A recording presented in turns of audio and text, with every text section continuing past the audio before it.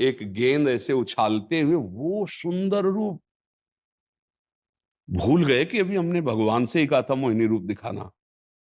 माता भी पार्षद भी एकटक भगवान शिव दौड़ पड़े और भगवान हरि मुस्कुराते हुए कटाक्ष, आपस का विरोध है, दोनों एक ही तो है। कटा और इतना अंतर है कि एक हाथ से ज्यादा दूर ना हो, क्योंकि एक हाथ से दूर होगा तो परम ज्ञानी तुरंत बोध हो जाए। आखिरकार ऐसी जगह से दौड़ रहे थे जहां पद्मासन लगाए ऋषि लोग बैठे थे ना, ये भैया योगिंद्रो मुनिंद्रो के गुरु है ये, और किस रूप में दौड़ रहे हैं, आगे आगे भगवान मोहिनी रूप में, पीछे से भगवान शंकर। फिर ये लीला, क्या भगवान शंकर को मोह सकता है? त्रिपुर सुंदरी भगवती अम्बा वामांग में विराजमान रहती है और उपदेश करते हैं किंचन मात्र मोह। लेकिन ये हरि की लीला है, ये हरि की विवशता दिखाते हैं कि अगर भगवान चाहें तो अपने आप का कैसा लीला सृजन कर लेते, क्योंकि शिव और हरि में इतना भी अंतर नहीं, वही हरि है वही शिव है, समझ रहे ना। तो अपने लोगों को तो अपने स्वामी, जैसे जमूरा जादूगर की हर चाल को जानता है, दूसरे लुभायमान हो सकते हैं, वाह वाह वो कभी ताली नहीं बजाएगा क्योंकि उसको पता है। ऐसे हम लोग जमूरे हैं अपने प्रभु के, हम हरिदास हैं, हमें पता है उनकी कृपा से उनकी चाल को, कि अब ये कौन सा चाल खेलने वाले हैं और ये कैसे खेला है। सोई जाने जे देव जनाई। तो अपने हरि की लीलाओं को गाते हैं, हरि की लीलाओं को निर्दोष दृष्टि से देखते हैं और उसका सुख रसास्वादन पाते हैं, किंचन मात्र कहीं पूर्ण में विकार नहीं है। जी, दास का तो इतने अर्जुन के माध्यम से ये था कि अर्जुन में मोह हुआ, हम लोग तो इतने कीचड़ में फंसे हुए। हम लोगों को नहीं, हम लोगों को नहीं होगा। पक्की मटकी फोड़ करके कुछ नहीं बनाया जा सकता, और कच्ची मटकी फोड़ के सब कुछ बनाया जा। हम लोग कच्ची मटकी स्वीकार करते हैं ना, कारीगर बहुत जोर का है, वो ऐसा बल जो चाहे बना सकता है। आप समझो ये जो सिद्ध महापुरुष है ये लीला पात्र है, हम लोग बच्चा हैं, कच्चे हैं। हम लोग मोह ममता काम क्रोध ये तो सब हाई है, पर हमको हरि ने पकड़ लिया है। तो उनमें लीला के लिए मोह हो सकता है, लेकिन अपने में लीला के भी लिए नहीं होगा, क्योंकि हम कच्ची मटके हैं, हमारी सामर्थ्य नहीं। तो करो सदा तिनके रखवारी, जिमें बालक राखे महतारी। ये बिल्कुल पक्का समझ लीजिए कि जो उनमें हो गया वो आप में नहीं हो सकता, यदि आप सच्चे भाव से हरि के आश्रित है। और अगर वो करना चाहेंगे तो इतना बल दे देंगे कि आप उनकी लीला के एक पात्र बन जाएंगे, फिर बात अलग है। अपने को डरना नहीं है, अपने स्वामी के स्वभाव को जानना है। उमा राम स्वभाव जे जाना, ताई भजन तज भावना। अब हमारी कोई कर्तव्य या जिम्मेवारी नहीं रह गई, ध्यान रखना। शरणागति, इसीलिए हम प्राय आश्रय तत्व पर बोलते, शरणागति पर ज्यादा बोलते हैं, कि जब हम शरण में हैं, आश्रित हैं, तो अब जैसा हमें नचाए वो नचा ले। जोई जोई प्यारो करे, सोई मोहि भावे, अब मुझे चिंता नहीं। अगर मुझे कामी देखकर आपको मुस्कुराहट होती है तो प्रभु कभी निष्कामी मत बनाना। मुझे नीच देखकर आपको सुख मिलता है तो मुझे सदैव नीच रखना। आप जिसमें राजी हो उसमें हम राजी हैं। इस तरह से हम शरण में होते हैं। और जब एक भृंगी कीड़ा दूसरे कीड़े को अपने भय से चिंतन कराकर बिना शरीर त्यागे भृंगी बना सकता है, तो मेरे भगवान मुझे अपना दास क्यों नहीं बना सकते, निर्विकार क्यों नहीं बना सकते? मुझे बिल्कुल मस्त रहना है। लोहे में कोई सामर्थ्य नहीं कि वो मुकुट बन के माथे पे बैठ जाए, पारसमणि छू गई सोना बन गया, मुकुट बन गया। हमें गुरुदेव ने नाम रूपी पारसमणि छुआ दी, राधा राधा राधा राधा। अब हमें कोई चिंता नहीं करनी, हम जैसे हैं अपने प्रभु के हैं। और प्रभु का स्वभाव ऐसा है कि जो नर होए चराचर द्रोही, आवे सभय शरण तक मोही, तो तज छल कपट मोह मद माना। आप कह रहे हैं करो सत्य ते ही साधु जब वो साधु बनाना चाहते तो हम असाधु कैसे रह जाएंगे? हम उन्हीं के हैं, हम कभी नहीं बन सकते, हम कभी नहीं बन सकते। और वो बनाना चाहते हैं तो हम कभी बिगड़ नहीं सकते, ये भी बात समझ लो। हाँ, उन्हीं के बनाए, मेरे बनाए ना बनेगी कोटि कलप लो, आपके बनाए बनेगी पल पाओ। पक्का समझो मेरे स्वामी बहुत करुणामय है। भक्त कब भ्रष्ट होता है? जब उसमें साधना का अभिमान होता है। ध्यान रखना, भक्त को अगर कहीं पतन होता है तो उसका कारण उसका अभिमान होता है। यद्यपि सर्वनाश नहीं हो पाएगा, पर उसको घुटने टेकने पड़ेंगे, उसको एक बार मुंह की खानी पड़ेगी और एक बार मुंह की खा के उसे रोना पड़ेगा, प्रभु बचा लो, तब कहेंगे आ जाओ। कीन हो इस कबहू अभिमाना, सुख हो अंचह कृपा निधाना। नहीं तो पक्का समझ लो, सीम की चाप सके को तासु, बड़ रखवार रमापति जासु। भगवान अपने भक्त की रक्षा करते हैं, कभी उसे भ्रष्ट नहीं होने देते। पर अगर उसे अभिमान है, साधन का अभिमान या किसी तरह का, तो उस अभिमान का ऑपरेशन करने के लिए फिर कोई लीला होगी ऐसी जो बहुत ही कड़वी होगी, और उसके बाद उसकी जो उन्नति होगी अध्यात्म की, वो बहुत ऊंचाई की होगी। प्रायः भक्तों के जीवन में ऐसा ही पाया गया। तो कुछ अभिमान ऐसा होता है जो समझाने से नहीं जाता, पीटने से जाता है।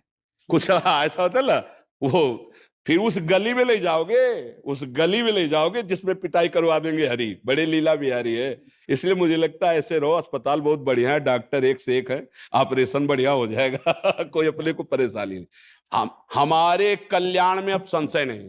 पहली बात तो ये समझ लो, हम अपने लिए नहीं कह रहे, हम अपने सबके लिए कह रहे हैं।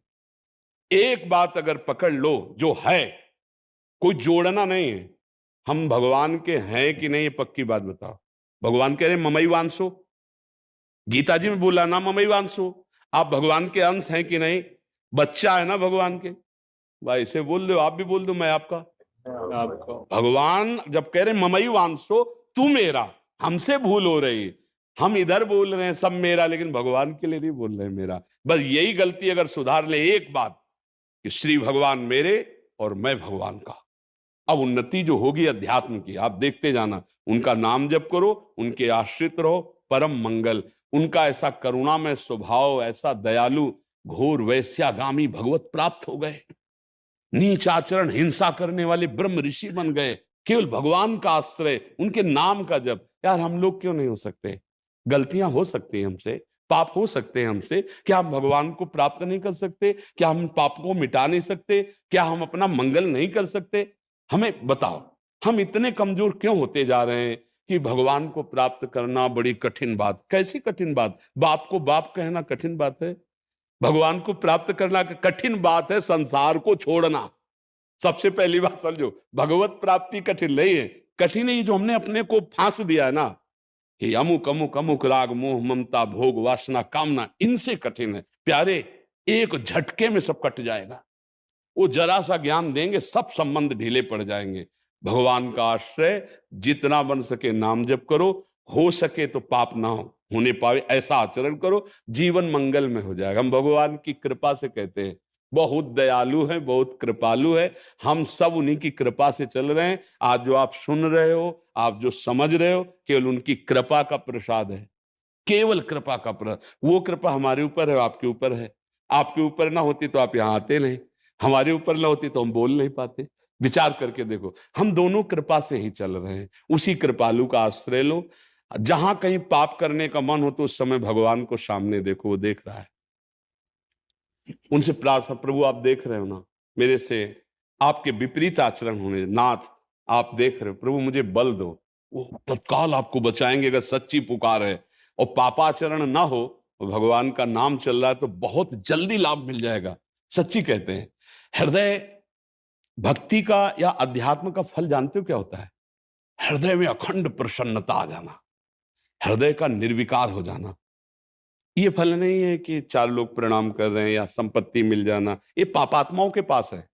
जो घोर पाप करते हैं, बढ़िया गाड़ियां हैं, परिवार है, बिल्डिंगें हैं, चार लोग उनको नमस्कार करते हैं, ये सब कुछ नहीं। द्वंद्वों पर विजय प्राप्त करके, विकारों पर विजय प्राप्त करके एक अद्भुत आनंद जिसको वाणी से नहीं कहा जा सकता, वो भक्ति का फल है, वो भगवान के भजन का फल है। और वो हम सबका अधिकार है। कोई भी हो, सबका, पुरुष नपुंसक नारीवा जीव चराचर कोई, सर्वभाव भज कपट तज मोय परम प्रिय। भगवत प्राप्ति के लिए कोई योग्यता की जरूरत नहीं। एक बात, आप मेरे, मैं आपका, सच्चाई से।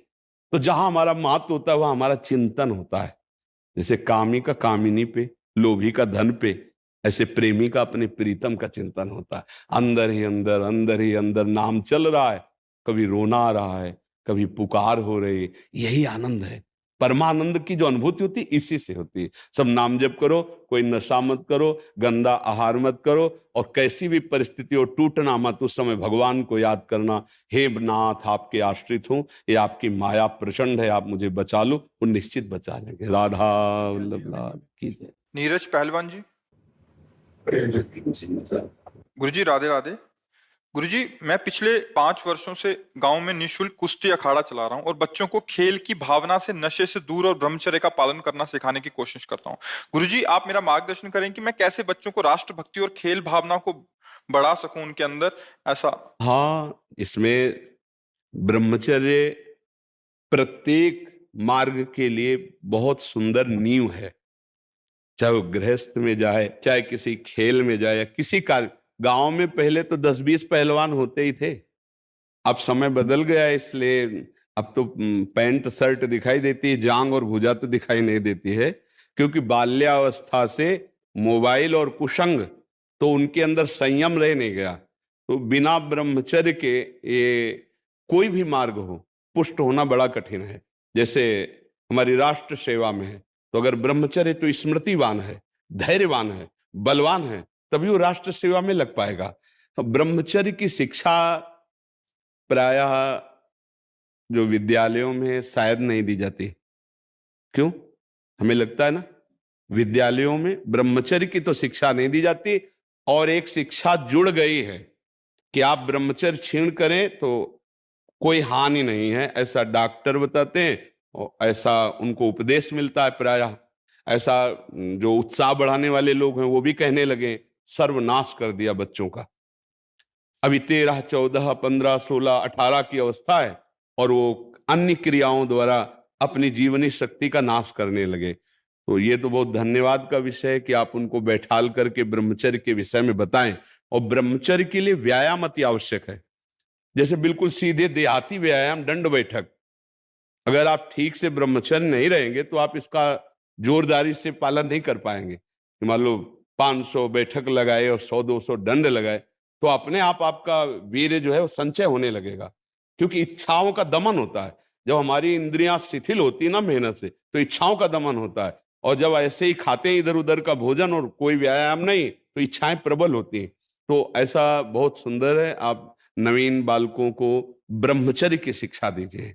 और व्यायाम अत्यंत आवश्यक है प्रत्येक जीवन में। आज जो चेहरे पे चमक नहीं है, आज जो शरीर स्वस्थ नहीं, तो क्या भोजन नहीं खा रहे? क्या नहीं, सब खा रहे, पर व्यायाम नहीं कर रहे, संयम नहीं है। इसके कारण न चेहरे पे तेज है, न बुद्धि में प्रकाश। बुद्धि चतुर है पर उसमें ज्ञान का प्रकाश नहीं है।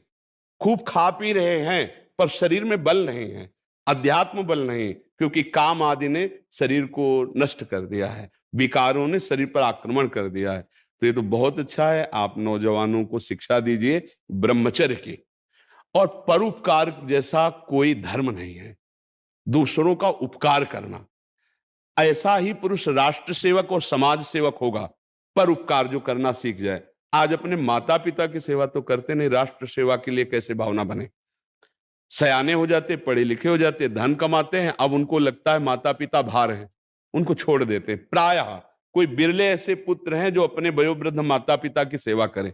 हमें लगता है उनको बैठकर शिक्षा देनी चाहिए कि माता पिता की सेवा, परिवार की सेवा, समाज की सेवा, राष्ट्र की सेवा, इसी से भगवान प्रसन्न होते हैं। अगर हम मंदिर में पूजा करें और बूढ़े माता पिता भूखे बैठे रहे, तो भगवान कोई सेवा स्वीकार करने वाले नहीं, क्योंकि साक्षात प्रभु उनके हृदय में बैठे हैं। उस समय वो असमर्थ है, उनकी सेवा करनी चाहिए। अगर अपने माता पिता की सेवा कर रहे हो तो राष्ट्र सेवा हो रही, क्योंकि वो राष्ट्र के एक सदस्य हैं, समाज के एक सदस्य हैं, परिवार के एक सदस्य हैं, और भगवान की भी सेवा हो रही, क्योंकि सबके हृदय में भगवान विराजमान है। तो ये बहुत उत्तम बात है। 2 बातों से नवीन पीढ़ी को बचाया जाए, पहला व्यभिचार से, जिससे ब्रह्मचर्य, और दूसरा आहार से। जो गंदे आहार हैं वो कभी बुद्धि को शुद्ध नहीं होने देंगे। पवित्र आहार और सात्विक आहार किया जाए, तभी हमारा बल। देखो गांव में जो हमने देखा है, गाय का दूध, गाय का घी खाते थे, सीधे बाजरा और चना की रोटी खाते थे, 2.5 लीटर 5 लीटर घर में माठा सबके होता था, मठा, और ऐसा बल होता था कि देखने लायक शरीरों में रहता था।